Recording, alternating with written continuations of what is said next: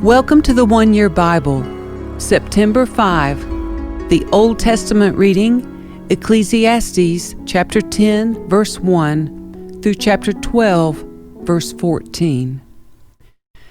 As dead flies cause even a bottle of perfume to stink, so a little foolishness spoils great wisdom and honor. A wise person chooses the right road. A fool takes the wrong one. You can identify fools just by the way they walk down the street. If your boss is angry at you, don't quit. A quiet spirit can overcome even great mistakes. There is another evil I have seen under the sun. Kings and rulers make a grave mistake when they give great authority to foolish people and low positions to people of proven worth. I have even seen servants riding horseback like princes, and princes walking like servants. When you dig a well, you might fall in. When you demolish an old wall, you could be bitten by a snake. When you work in a quarry, stones might fall and crush you. When you chop wood, there is danger with each stroke of your axe. Using a dull axe requires great strength, so sharpen the blade. That's the value of wisdom. It helps you succeed. If a snake bites before you charm it, what's the use of being a snake charmer? Wise words bring approval, but fools are destroyed by their own words. Fools base their thoughts on foolish assumptions, so their conclusions will be wicked madness. They chatter on and on. No one really knows what is going to happen. No one can predict the future. Fools are so exhausted by a little work that they can't even find their way home. What sorrow for the land ruled by a servant, the land whose leaders feast in the morning. Happy is the land whose king is a noble leader, and whose leaders feast at the proper time, to gain strength for their work, not to get drunk. Laziness leads to a sagging roof. Idleness leads to a leaky house. A party gives laughter. Wine gives happiness. And money gives everything. Never make light of the king, even in your thoughts, and don't make fun of the powerful, even in your own bedroom, for a little bird might deliver your message and tell them what you said. Send your grain across the seas, and in time, profits will flow back to you. But divide your investments among many places, for you do not know what risks might lie ahead. When clouds are heavy, the rains come down. Whether a tree falls north or south, it stays where it falls. Farmers who wait for perfect weather never plant. If they watch every cloud, they never harvest. Just as you cannot understand the path of the wind or the mystery of a tiny baby growing in its mother's womb, so you cannot understand the activity of God, who does all things. Plant your seed in the morning and keep busy all afternoon, for you don't know if profit will come from one activity or another, or maybe both. Light is sweet. How pleasant to see a new day dawning. When people live to be very old, let them rejoice in every day of life. But let them also remember there will be many dark days. Everything still to come is meaningless. Young people, it's wonderful to be young. Enjoy every minute of it. Do everything you want to do. Take it all in. But remember that you must give an account to God for everything you do. So refuse to worry and keep your body healthy. But remember that youth, with a whole life before you, is meaningless. Don't let the excitement of youth cause you to forget your Creator. Honor Him in your youth before you grow old and say, life is not pleasant anymore. Remember Him before the light of the sun, moon, and stars is dim to your old eyes, and rain clouds continually darken your sky. Remember Him before your legs, the guards of your house, start to tremble, and before your shoulders, the strong men stoop. Remember Him before your teeth, your few remaining servants, stop grinding, and before your eyes, the women looking through the windows see dimly. Remember Him before the door to life's opportunities is closed and the sound of work fades. Now you rise at the first chirping of the birds, but then all their sounds will grow faint.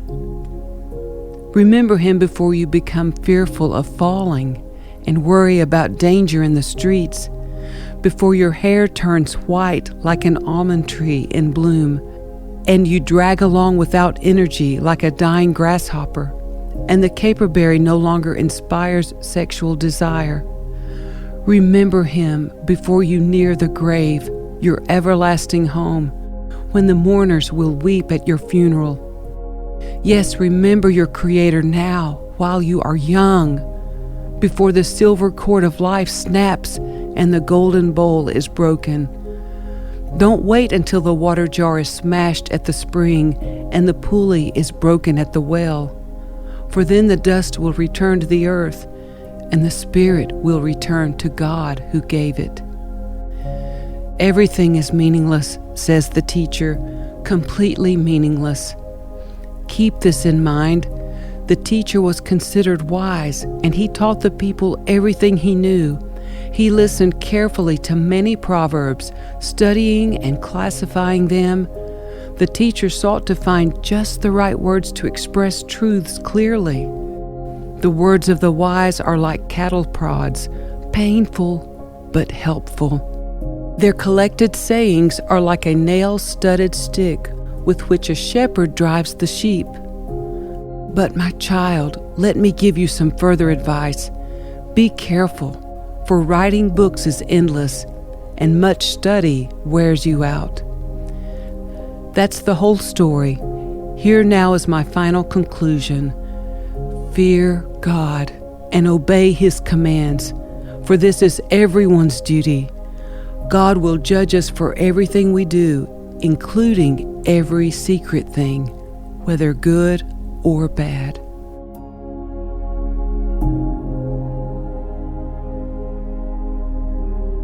The New Testament reading, 2 Corinthians chapter 8, verses 1 through 15. Now I want you to know, dear brothers and sisters, what God in His kindness has done through the churches in Macedonia.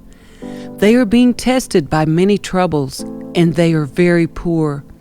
But they are also filled with abundant joy, which has overflowed in rich generosity. For I can testify that they gave not only what they could afford, but far more, and they did it of their own free will. They begged us again and again for the privilege of sharing in the gift for the believers in Jerusalem. They even did more than we had hoped, for their first action was to give themselves to the Lord and to us, just as God wanted them to do. So we have urged Titus, who encouraged your giving in the first place, to return to you and encourage you to finish this ministry of giving. Since you excel in so many ways, in your faith, your gifted speakers, your knowledge, your enthusiasm, and your love from us, I want you to excel also in this gracious act of giving. I am not commanding you to do this, but I am testing how genuine your love is by comparing it with the eagerness of the other churches. You know the generous grace of our Lord Jesus Christ.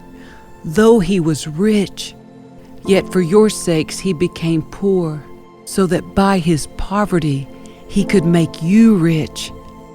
Here is my advice. It would be good for you to finish what you started a year ago. Last year you were the first who wanted to give, and you were the first to begin doing it. Now you should finish what you started. Let the eagerness you showed in the beginning be matched now by your giving. Give in proportion to what you have.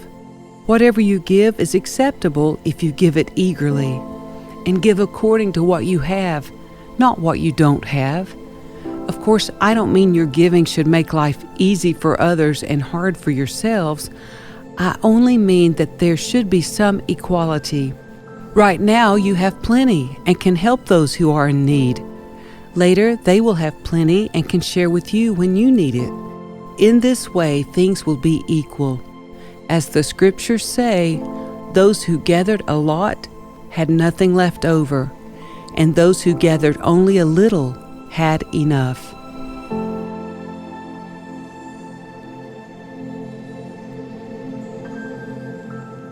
Psalm 49, verses 1 through 20. Listen to this, all you people. Pay attention, everyone in the world, high and low, rich and poor. Listen, for my words are wise, and my thoughts are filled with insight. I listen carefully to many proverbs and solve riddles with inspiration from a harp. Why should I fear when trouble comes, when enemies surround me? They trust in their wealth and boast of great riches, yet they cannot redeem themselves from death by paying a ransom to God. Redemption does not come so easily, for no one can ever pay enough to live forever and never see the grave. Those who are wise must finally die, just like the foolish and senseless, leaving all their wealth behind. The grave is their eternal home, where they will stay forever. They may name their estates after themselves, but their fame will not last. They will die, just like animals. This is the fate of fools, though they are remembered as being wise. Like sheep, they are led to the grave, where death will be their shepherd. In the morning, the godly will rule over them. Their bodies will rot in the grave, far from their grand estates. But as for me, God will redeem my life. He will snatch me from the power of the grave. So don't be dismayed when the wicked grow rich, and their homes become ever more splendid.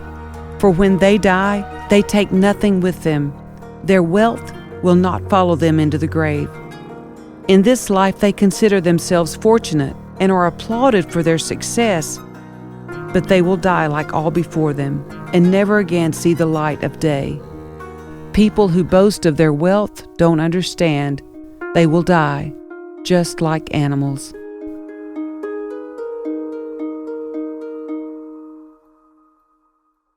Proverbs 22, verses 20 through 21.